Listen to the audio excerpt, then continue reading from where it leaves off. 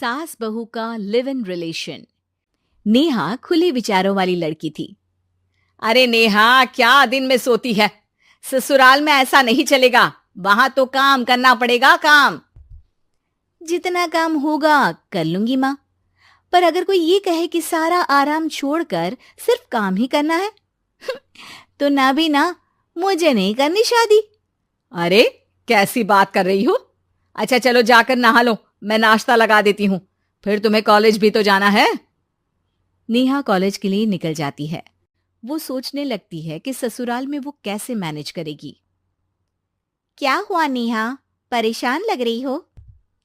अरे यार, तू तो मुझे जानती है ना, मुझे अपनी लाइफ बिल्कुल परफेक्ट चाहिए, लेकिन लग नहीं रहा लोग मानेंगे। यार, कहीं मेरी शादी ऐसे घर ना हो जाए जहां मेरी जिंदगी ही नरक हो जाए। अरे मैंने ना कल एक इंग्लिश फिल्म देखी थी, उसमें भी कुछ ऐसी ही समस्या थी हीरोइन की। अच्छा, तो फिर क्या किया उसने? उसने तो अपने होने वाले पति से साफ साफ कह दिया कि वो पहले उसके घर कुछ दिन तक बिना शादी के रह कर देखेगी, और अगर ठीक लगा तो ठीक, वरना तेरे मेरे रास्ते अलग। अरे हाँ यार, ये तो बिल्कुल सही आइडिया दे रही है तू मुझे। चल मैं तो चली, थैंक्स यार, तूने मेरी प्रॉब्लम सॉल्व कर दी। ये बोलकर नेहा खुशी खुशी वहां से निकल जाती है, लेकिन पीछे से उसकी सहेली कहती है, अरे नेहा, नहीं नहीं, कुछ नहीं सुनना मुझे। ये बोलकर वो वहां से चली जाती है। हे भगवान, पूरी बात सुने बिना ही चली गई। अरे वो तो विदेशी फिल्म थी, वहां सब चलता है, लेकिन ये तो भारत है, सभ्यता और संस्कारों वाला देश, जहां शादी से पहले लड़की को ससुराल में नहीं रखा जाता। खैर, नेहा मस्त होकर घर आती है। नेहा, कल तुझे लड़के वाले देखने आने वाले हैं, और हाँ, इस बार कोई बहाना नहीं चलेगा। हाँ हाँ, आने दो आने दो, मैं तैयार हूं शादी के लिए। अगले दिन लड़के वाले आते हैं, जहां लड़का कहता है, मुझे अकेले में लड़की से कुछ पूछना है।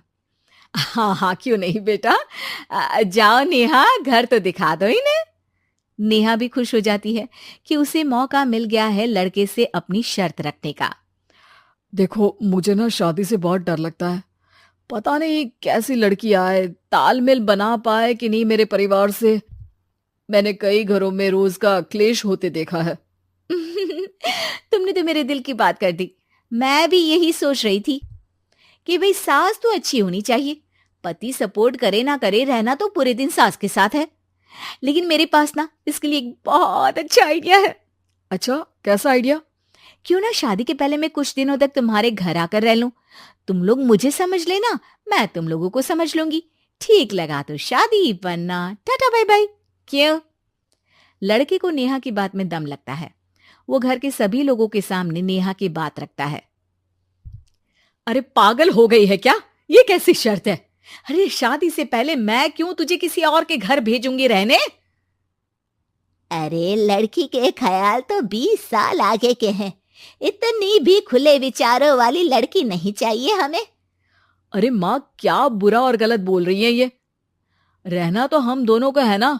कल को कोई परेशानी आई तो तुम सब तो ये बोलकर निकल जाओगे कि जिंदगी तुम लोगों को ही निभानी है। तुम लोगों को जो करना है करो, तब क्या करूंगा बताओ? सबके समझाने पर वो लोग मान जाते हैं। वाह, मैं 2-3 दिनों में पैकिंग कर लूंगी, तो आकर मुझे ले जाना। और नेहा पहुंच जाती है विशाल के घर। आओ आओ, ये रहा तुम्हारा कमरा। इस घर में तुम एज अ गेस्ट रहो, लेकिन माँ तुम्हें बहू की तरह ही ट्रीट करेंगी, और तुम भी उन्हें सास की तरह ही रखना। बस फिर क्या था, शुरू हो जाता है लिव इन सास बहू का ड्रामा। अरे चाय तो बना दे बहू। जी सासू माँ, अभी लाई। नेहा चाय लेकर आती है कि बस चाय लेकर आई हो, इसके साथ पकोड़े भी ले आती। लेकिन आपने तो बताया ही नहीं कि आपको चाय के साथ पकोड़े भी चाहिए। हाँ हाँ, अब तो पता चल गया ना। रात को खाना खाने के बाद नेहा किचन में खटर पटर कर रही होती है। क्या हो रहा है वहां नेहा? माँ जी, मैं ना रात को अदरक वाली चाय पीकर सोती हूँ, ये मेरी आदत है। अच्छा, तो जरा मेरे लिए भी बना देना। दोनों सास बहू रात को चाय पीती हैं। अगले दिन, नेहा, मैं मंदिर जा रही हूँ, मेरी साड़ी निकाल कर बेड पर रख दे। नेहा सास के लिए साड़ी निकाल कर रख देती है। वो देखती है कि उसके आने के बाद से सास ने घर का कोई भी काम करना छोड़ दिया है। यार मैं क्या करूं? ऐसा ससुराल तो मुझे नहीं चाहिए था जिसमें मैं ही सारा काम करूं। मैं तो ऐसा घर चाहती हूं जहां सास और बहू दोनों मिलकर किचन में काम करें।